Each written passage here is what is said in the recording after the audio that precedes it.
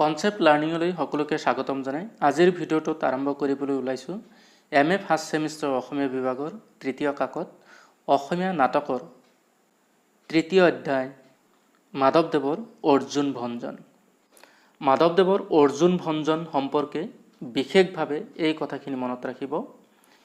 মাধৱদেৱৰ ৰচনাৰ কাহিনী ভাগৰ মূল ভাগৱতৰ দশম স্কন্ধৰ নৱম দশম একাদশ অধ্যায়ৰ পৰা লোৱা হৈছে। ৰচনাকাল 1545 পৰা 1550 চনৰ মাজত গণককুছিত থাকোঁতে, অৰ্থাৎ মাধৱদেৱে যেতিয়া গণককুছিত বসবাস কৰিছিলে তেতিয়া ৰচনা কৰিছিলে। বিষয়বস্তু অৰ্থাৎ অৰ্জুন ভঞ্জনৰ বিষয়বস্তু আছিল কুবেৰৰ দুই পুত্ৰ নলকুবেৰ আৰু মণিগ্ৰীৱক নাৰদৰ অভিশাপৰ পৰা মুক্ত কৰি যমলাৰ্জুন ভংগৰ জৰিয়তে শ্ৰীকৃষ্ণৰ ঐশ্বৰিক ৰূপ প্ৰকাশ কৰা। যশোদাই গোপীসকলক দধিমথন কাৰ্য নিজে দধি মথিবলৈ লয় আৰু বেছিকৈ লৱণো পালে। মাকক আমনি কৰাত কৃষ্ণক স্তনপান কৰাবলৈ ধৰে।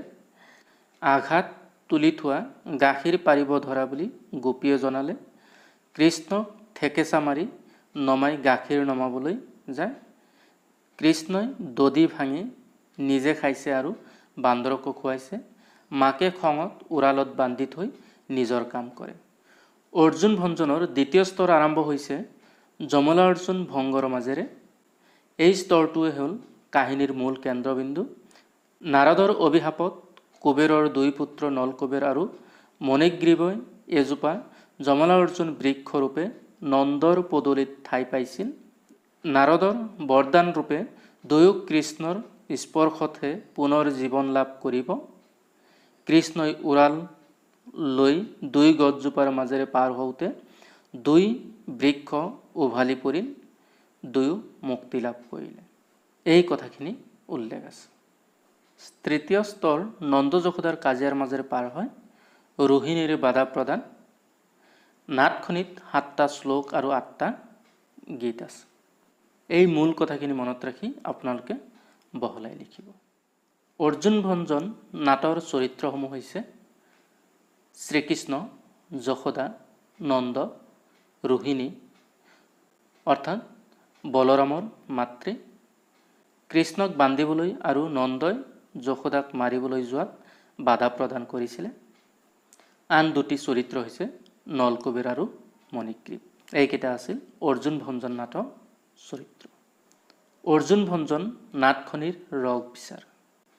ইয়াতে উল্লেখ কৰিব 1 নম্বৰত বাৎসল্য ৰস কৃষ্ণৰ জৰিয়তে প্ৰকাশ কৰা হৈছে।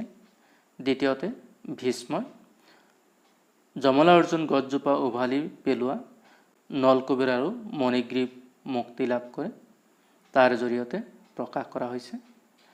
হাস্যৰস নন্দ যশোদাৰ কাজিয়াৰ মাজেৰে প্ৰকাশ পাইছে। 4 নম্বৰত উল্লেখ কৰিব ভক্তিৰস।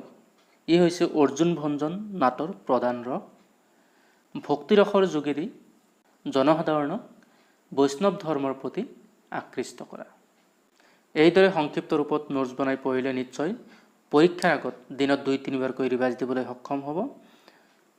এই সংক্ষিপ্ত নোটছ যদি পচন্দ হয় তেতিয়াহ'লে ডেছক্ৰিপশ্যনত 2টা লিংক দিয়া আছে, তাৰে পৰা সম্পূৰ্ণ তৃতীয় কাকত নাইবা এই অধ্যায়টো ডাউনলোড কৰি ল'ব পাৰিব।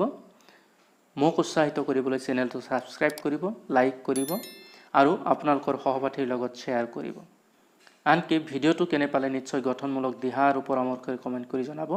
পিছৰ খণ্ডসমূহ চাবলৈ নাপাহৰিব। আজিলৈ সামৰিছোঁ। ধন্যবাদ।